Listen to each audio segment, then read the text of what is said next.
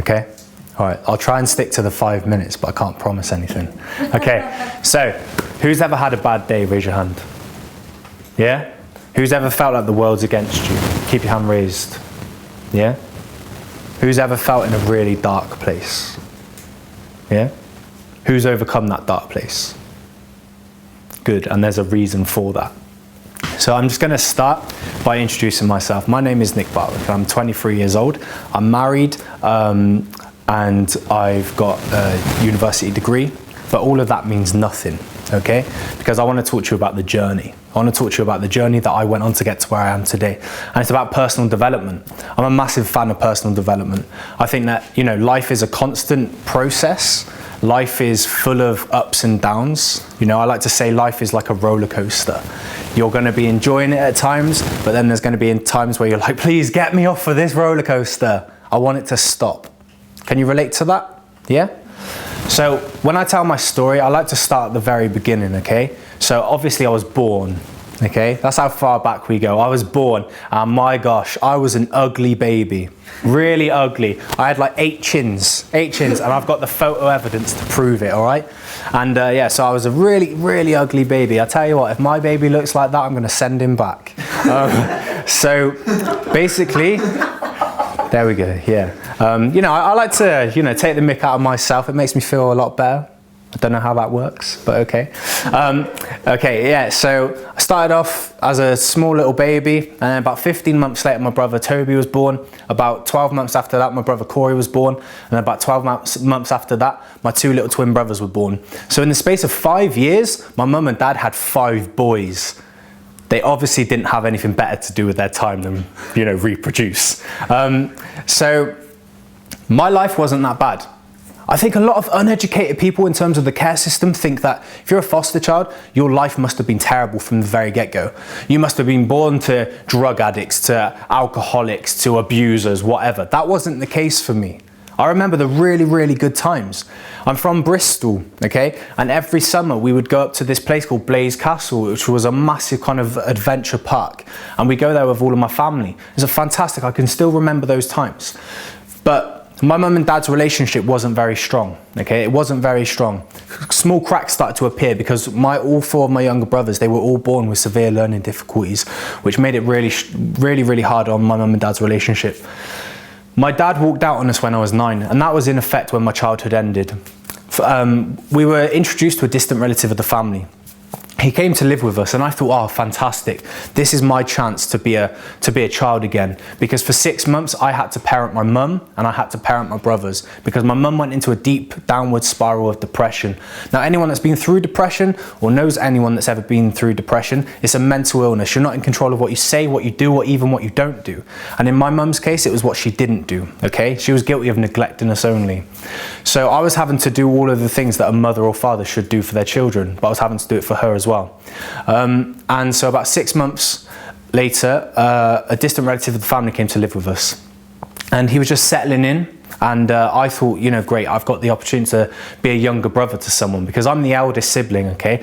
Now, anyone that's the eldest sibling, you should know that it's like not what it's cracked up to be. You know, everyone says that it's the middle child that gets in trouble for everything. It bloody isn't. It's always the eldest. I was in trouble for absolutely everything. So I thought, great, I've got this guy that I can look up to, someone that could be a role model.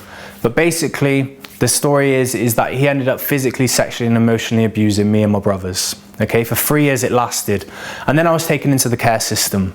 Was it good for me or was it bad for me? I can't actually answer that because I don't know what the other outcome would have been if I wasn't in this situation now, if that makes sense, yeah? I was told by my court-appointed guardian at the time that I would never achieve academically, financially, socially, and I would struggle to have intimate, lasting relationships with people. So I felt like my future was being predicted before I was given an opportunity to make something of myself. I was 13 when I went into the system, and full of ups and downs, many of them. And you know, there were times when I really felt like the world was against me. I felt, why me? That's a question that a lot of us must ask ourselves, right? Why me? Why have I chosen this life? Why have I chosen this way? You know, why have I chosen to be like this? And there's no simple solution. These things happen to you. But what you have to realize is that you've got 2 choices. You can either wallow in self-pity, okay, and think, you know, the world's against me. I don't know what I'm going to do with myself. I'm just going to sit in my bed and do nothing with my life. Or you can go a different route. You can go the route that I know that everyone in this room has the potential to go, and that is to become the person that you can be, okay?